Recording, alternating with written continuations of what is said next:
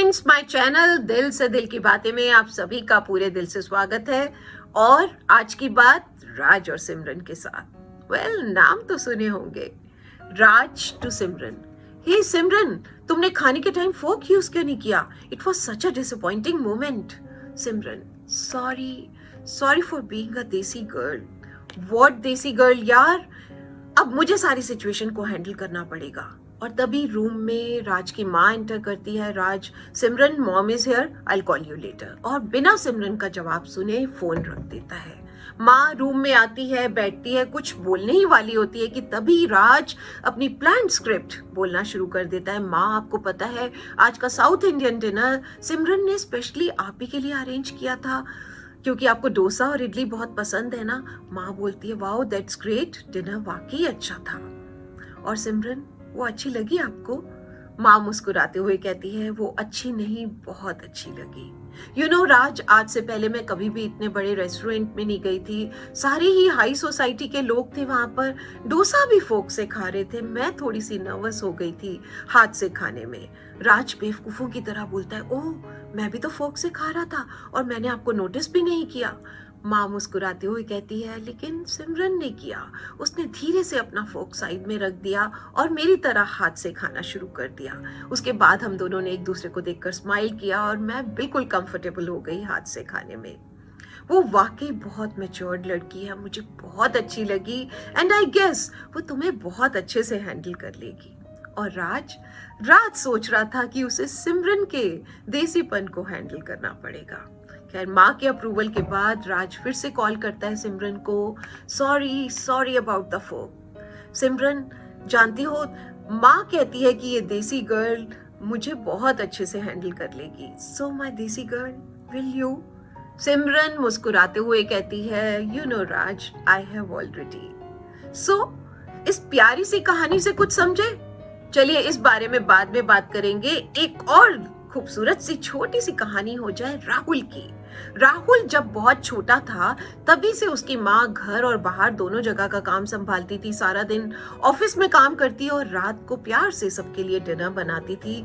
एक दिन ऑफिस में काम ज्यादा था, थक गई थी माँ, तो उसने boiled vegetable toast and butter रख दिए टेबल पर और टोस्ट थोड़े से जल भी गए थे।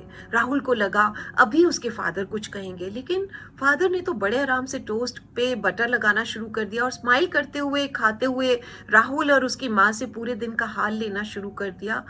बिना मुंह बनाए वो पूरा टोस्ट खा गए। राहुल रात को जब अपने फादर को गुड नाइट कहने आया तो उसने उनसे धीरे से पूछा, पापा आपको टोस्ट अच्छे लगे थे? तो फादर मुस्कुराते हुए बोले, बेटा तुम्हारी माँ इतनी थकी हुई आई थी, इतना ज्यादा उनके ऊपर ऑफिस का लोड था, उसके बाद भी उन्होंने घर पर प्यार से हमारे लिए डिनर बनाया। क्या हो गया अगर टोस्ट थोड़े से जल गए थे? अगर मैं उन्हें कुछ कह देता तो वो टोस्ट तो ठीक नहीं हो सकते थे ना, लेकिन तुम्हारी माँ जरूर हर्ट हो जाती। और इस छोटी सी घटना ने राहुल को जिंदगी भर के लिए एक सीख दे दी, एक लेसन दे दिया, lesson of empathy. What is empathy? Well, empathy is the ability to recognize, understand and share the thoughts and feelings of another person. चलिए आप लोगों से कुछ बातें पूछती हूँ। क्या आप अपने पार्टनर या किसी क्लोज फ्रेंड को कभी बेटर अंडरस्टैंड करने की कोशिश करते हैं, उनके पर्सपेक्टिव से सिचुएशन को इमेजिन करके? क्या आप जब किसी को क्रिटिसाइज करते हैं तो कभी इमेजिन किया अगर आपको भी इसी तरह से क्रिटिसाइज किया जाता तो आपको कैसा लगता? सीरियसली मुझे बहुत बुरा लगता है जब बड़े बड़े एक्टर, एक्ट्रेसेस, क्रिकेटर्स, यहाँ तक कि उनके बच्चों तक को ट्रोल कर दिया जाता है छोटी छोटी बातों पर, उनकी छोटी छोटी कमियां निकालकर। आप सोचिए अगर आपको इस तरह से ट्रोल किया जाता तो आपको कैसा फील होता? क्या आप बहुत परफेक्ट हैं? आप जब किसी से अपसेट होते हैं तो उनके शूज में पैर डालकर उनके हिसाब से पूरी सिचुएशन को एक बार समझने की कोशिश करते हैं क्या? जब आपसे कोई नाराज होता है तो आप रीजन जानने की कोशिश करते हैं और उस रीजन में आप कैसे रिएक्ट करते, या आप भी इसी तरह से नाराज होते? कभी ये जानने की कोशिश की आपने? बिलीव मी फ्रेंड्स, अगर आप कभी भी इस तरह से इमेजिन नहीं करते तो you really need to develop empathy in your relationships and start doing it from today, from now.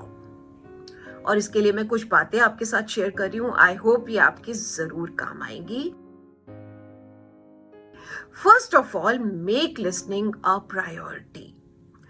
जब भी आपका कोई क्लोज वन आपसे अपनी कोई स्ट्रेसफुल वर्क या कोई इमोशनल पेन या रीसेंट ब्रेकअप के बारे में बात कर रहा हो, हाँ हूं मैं नहीं टाले, बल्कि make an effort to actively listen. जब आप इस तरह से करेंगे तो आपकी जो इमोशनल अंडरस्टैंडिंग है और एम्पैथी, उसको स्ट्रेंथ मिलेगी। Got my point? Now the second thing is share their feelings. Empathy सिर्फ यही नहीं कि दूसरे की बात को आपने फील कर लिया। इट इज लाइक कि कुछ समय के लिए, कुछ मोमेंट्स के लिए अपने आप को बिल्कुल साइड में रख दे और उनके इमोशंस को अडॉप्ट कर ले, उनकी फीलिंग्स को शेयर कर ले। आप लोगों ने मिरर न्यूरॉन्स के बारे में सुना है? चलिए मैं आपको बताती हूँ, ये बहुत इफेक्टिव होते हैं एम्पैथी को स्ट्रॉन्ग करने में।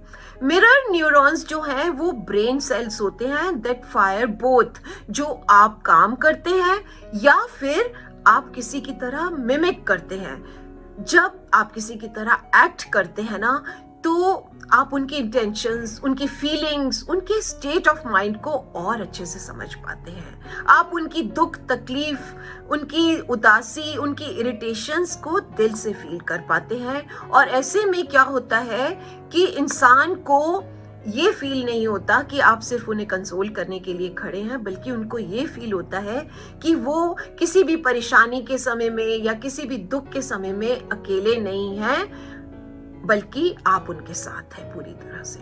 जैसा कि सिमरन ने एहसास कराया राज की माँ को, जब उसने फोक को साइड में रखकर माँ की तरह एक्ट करना शुरू कर दिया, उन्हीं की तरह खाना शुरू कर दिया, और माँ को लगा वो अकेली नहीं है, सिमरन उनके साथ में है। अब समझ में आई ना वो कहानी?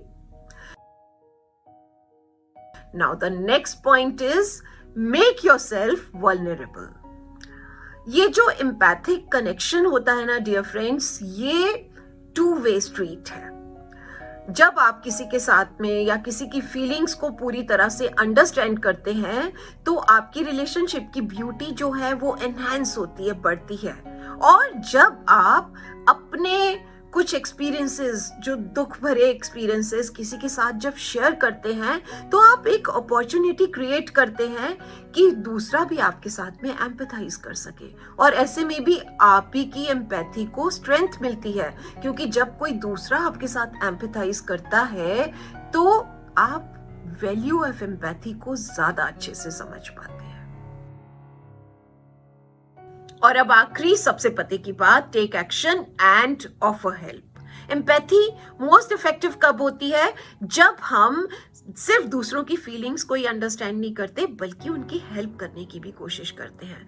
जब हम इस पूरी एक्सरसाइज को धीरे धीरे प्रैक्टिस में लाते हैं, तो हम दूसरों को सिर्फ समझते नहीं हैं, बल्कि मोटिवेट होते हैं, कहीं ना कहीं उन्हें हेल्प करने के लिए मोटिवेट होते हैं to make a difference in another's life. चाहे वो उनकी कहीं जरूरत पड़ने पर हेल्प करनी हो, या किसी के साथ किसी दुख के समय में खड़ा होना हो, या किसी जरूरतमंद को कुछ डोनेट करना हो, कुछ भी हो सकता है। Believe me friends, this life is full of imperfect people and imperfect thing. कोई भी परफेक्ट नहीं है। हम भी भूल जाते हैं अपनों के बर्थडेज, एनिवर्सरीज, हमसे भी बहुत सी गलतियां होती हैं। मजा तो इस बात में है ना कि जब हम एक दूसरे के फॉल्ट्स को फुली एक्सेप्ट कर ले, एक दूसरे के डिफरेंसेस को सेलिब्रेट करना सीख ले, और तब हम क्रिएट करते हैं एक healthy, growing and everlasting relationship. अपनी लाइफ के बैड और अगली पार्ट्स को निकालें और एक साइड में रख दें, और यही करें अपनी सभी रिलेशनशिप के साथ, चाहे वो हस्बैंड वाइफ की हो, या पेरेंट्स चाइल्ड की हो, या आपके किसी फ्रेंड के साथ में हो। बी काइंड टू एवरीवन, क्योंकि जिनसे भी आप इस लाइफ में मिलते हैं, हर कोई अपनी लड़ाई लड़ रहा है, and this is the key to happiness. तो इसी बात पर हो जाए एक टोस्ट। मेरे लिए तो ये जला हुआ भी चलेगा।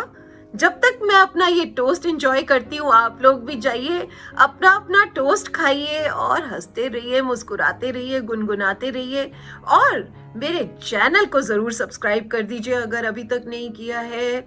लाइक कमेंट शेयर जरूर करें एंड बेल आइकन को प्रेस करना ना भूलें.